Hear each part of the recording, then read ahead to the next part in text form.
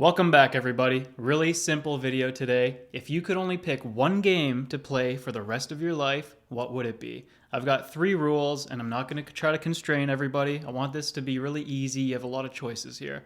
First rule is you can pick a compilation or some kind of collection. So for example, the Super Mario All-Stars collection that has a whole bunch of games on it, you can pick that. That's no problem. Second, you can pick a multiplayer game, and the assumption is there will always be a healthy player base. It's not like every game you're going to run into the same 5 players. No, for the rest of your life, you're always going to have an active and varied player base. No problem. The third rule is that mods are allowed. So this is especially important if you pick a game on PC. Maybe you love New Vegas, maybe you love Total War, something like that. You can mod it with whatever's available. No problem. Now I'm going to eliminate some games here that I did consider, but there's just something missing about them where they wouldn't last me the rest of my life. I'd either get bored or the gameplay's not varied enough, whatever it is. For multiplayer games, I gotta cut out Age of Empires 2. I love it. I've been playing it for, I think, 2 decades now, ever since a copy of Age of Empires 2 used to come with Windows computers. And if any of you had like Windows 98 or something, I'm sure you know what I'm talking about.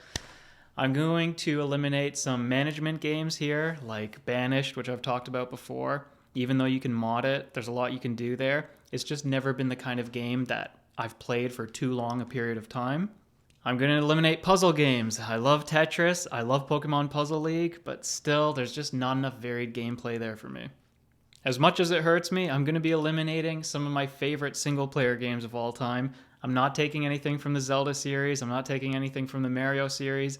You know, Super Mario Maker 2, that game's incredible and you can do so much with it, but it's not my idea of the game for the rest of my life. And then, of course, open world games. Breath of the Wild, Elden Ring, Grand Theft Auto for some of you. It's never been my favorite, but I know you can do a lot with that. Still not my final pick. And I do have my own favorite compilations. For example, this one here, the Sonic Mega Collection. But there's just not enough games here that last long enough for me to play, even though there's Spinball, even though there's Mean Bean Machine. So I get something arcadey, I get something puzzly, but not that. And I considered the Master Chief Collection. I have it on PC, and I can play a variety of Halo games there. I can play Halo Online, I can have the Forge. But that's not the kind of creative game that I want either with the Forge mode. The final 2 games that I've come up with here, the 2 that are most closely contested for which one I'd play for the rest of my life, are Minecraft and Dota. Now in Dota, you potentially have a much more frustrating game, a much more stressful game for the rest of your life, but I love the competitive aspect of it, and it always feels fair to me. Even if you have some teammates who you may not like, even if the enemies seem a little bit stronger than your team and that aspect isn't fair necessarily, I feel like because I've been good at the game, I'm going to brag a little bit, because I've always been decent at the game, I feel like I can always find a way to win. No matter what hero I'm on, there's something in Dota that I can do to find a way to win. And that challenge and the fact that there's a reward at the end of it, no matter what, I love that. And Dota, I feel like, would take forever to exhaust. I mean, I need multiple lifetimes to play every hero versus every hero. The math has been done before. It's an astronomical amount of hours required, with the average game length being about 40 minutes. And not only that, but I kind of compare Dota to chess in some aspects. And like your chosen heroes determine your openings, and then what builds you're going to do are a lot of the mid game, and then the end game is a lot of how you take positions, where you go on the map, what fights you want to take. I love Dota. I've analyzed it to death before. I used to be really serious about the game, and that is one that I definitely wouldn't mind playing for the rest of my life.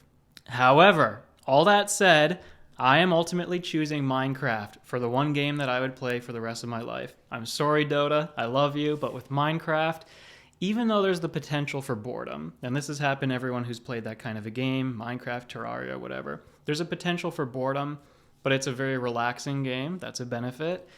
And I feel like the creative outlet cannot be understated here. The things that you can do with the game being a blank canvas, and I've never been good at art in particular, but Minecraft has been one of my outlets for doing artistic projects, we'll call them. They want to construct buildings, whatever it is. It's basically Lego for adults. You guys all know that. And you know how much fun that can be if you grew up with Legos like I did.